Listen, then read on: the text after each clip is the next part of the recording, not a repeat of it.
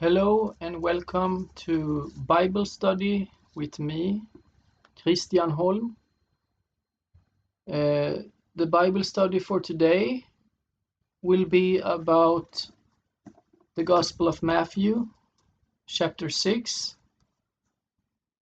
and verses 9 to 15. Okay, I start immediately to read all the verses first, and then I start to explain the verses one by one. Okay?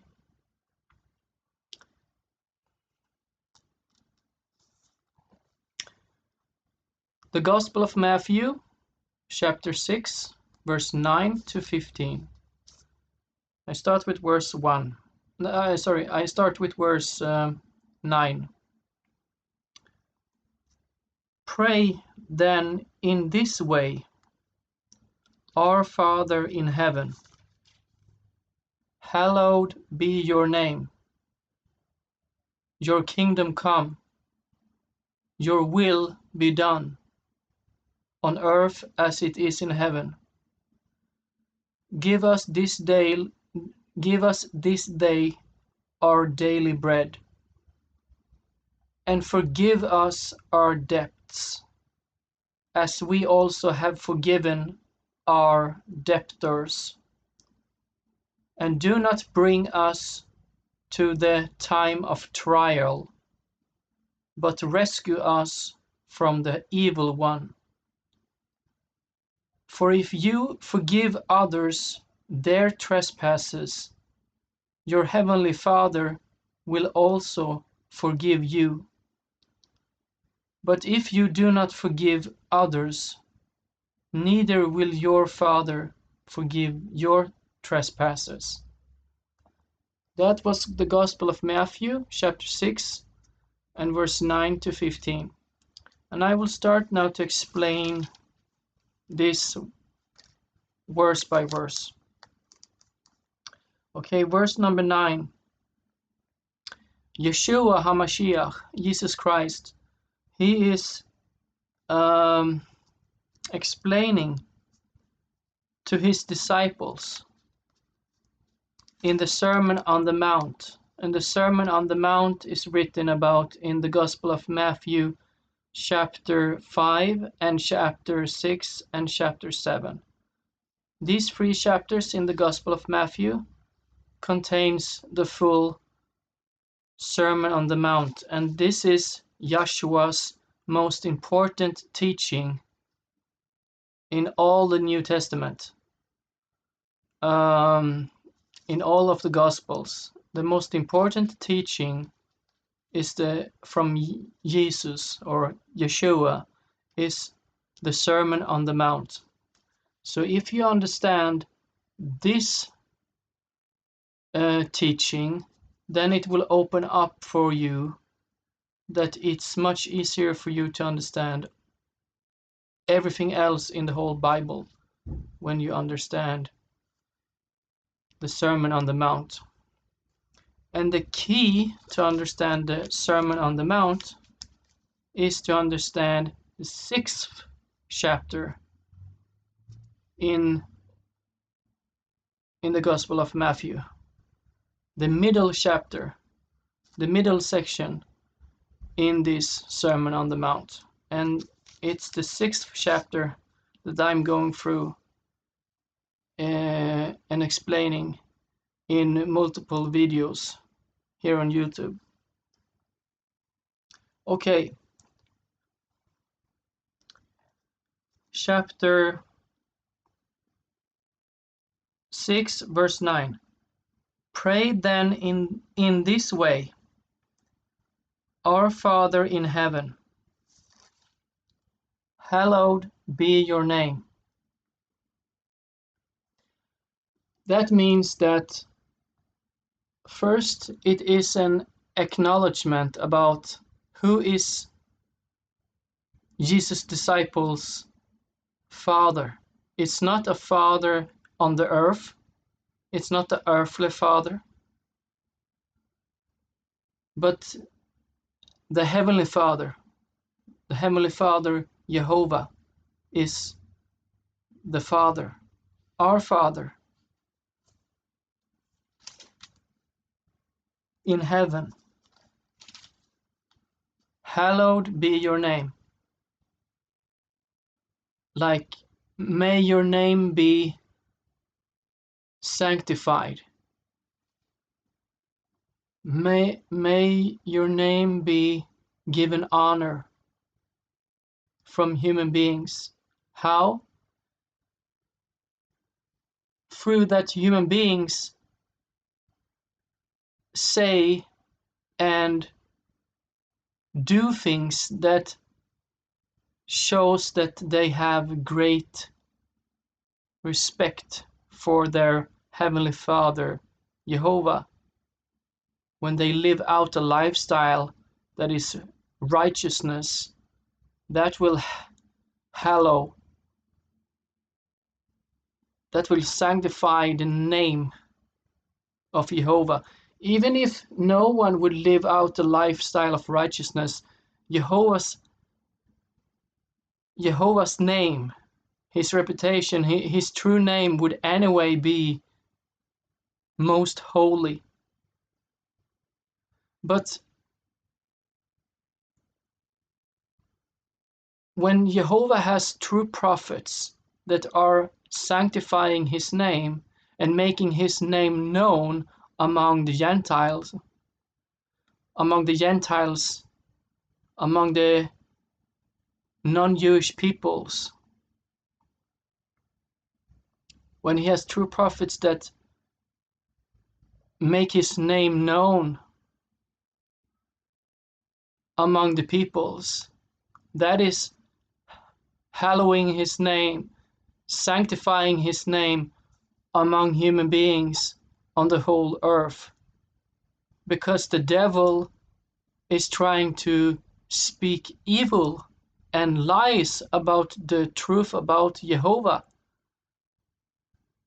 So in this, our Father in heaven, hallowed be your name.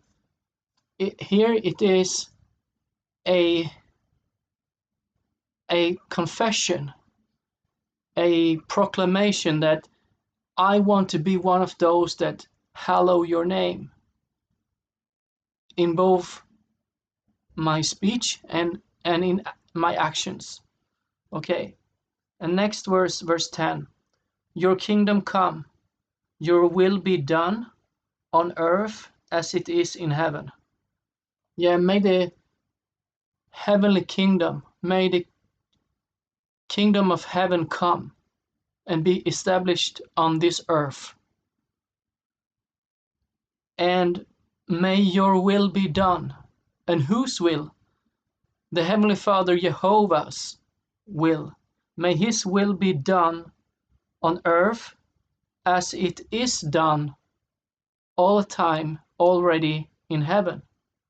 But may his will also be done on earth as just as his will is all the time being done in heaven.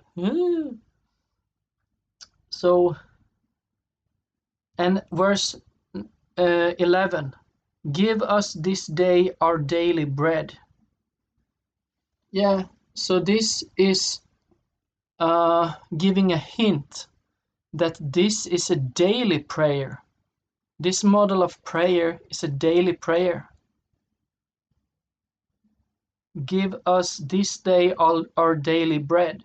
It reminds me about the Israelites who were slaves in Egypt for 400 years.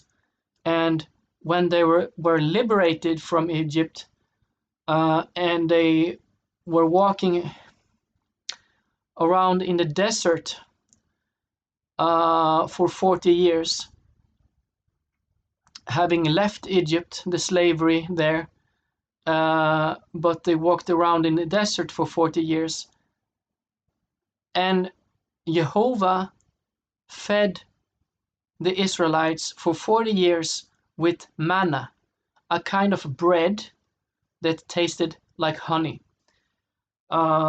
It was like thin cookies, and they were tasting like honey.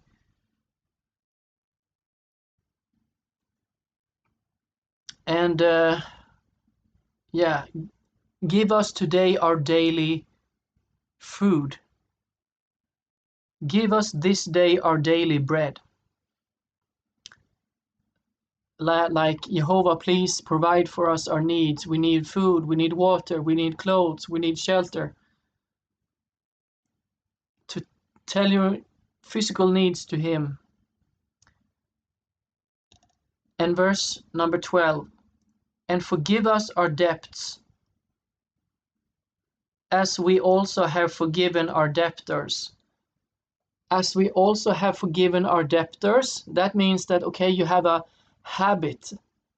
You are habitually forgiving those that are doing you wrong. That is a habit. That is what should be a habit in a righteous man or in a righteous woman, to often forgive, to be quick to forgive. That is the right mindset, to be quick to forgive, to not hold a grudge. And forgive us our debts, as we also have forgiven our debtors. Not that we shall forgive, but already have forgiven. And this is important because later you will understand when the last two verses, when I read them. Okay? And verse number 13. And do not bring us to the time of trial, but rescue us from the evil one. Yeah, do not let us, Heavenly Father YeHoWaH, please do not let us go through something, a test that is more difficult than what we can handle. That is more difficult than that we actually can go through it without failure. And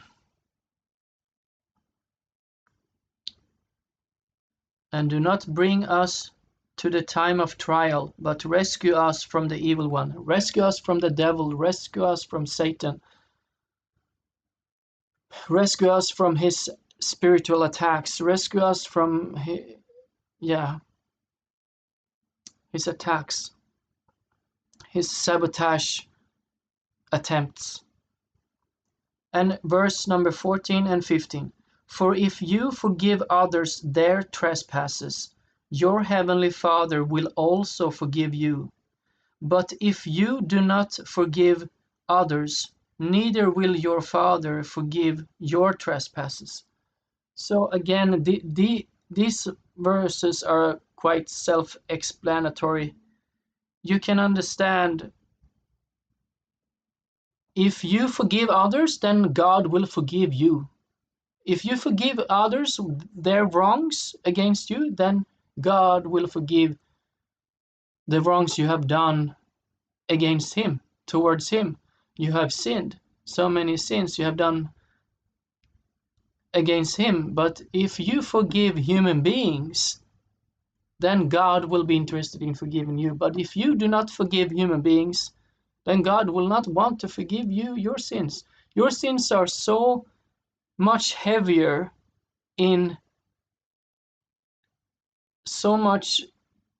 your sins are so heavy in comparison to how light the wrongs you have other human beings have done against you. What you have done against God is much worse. Yeah, and connected to verse 12, and forgive us our debts, as we also have forgiven our debtors, as a habit. Okay, I think that was quite well explained. Please give me your feedback. I have to stop the video now, so it will be less than 15 minutes. Okay, bye.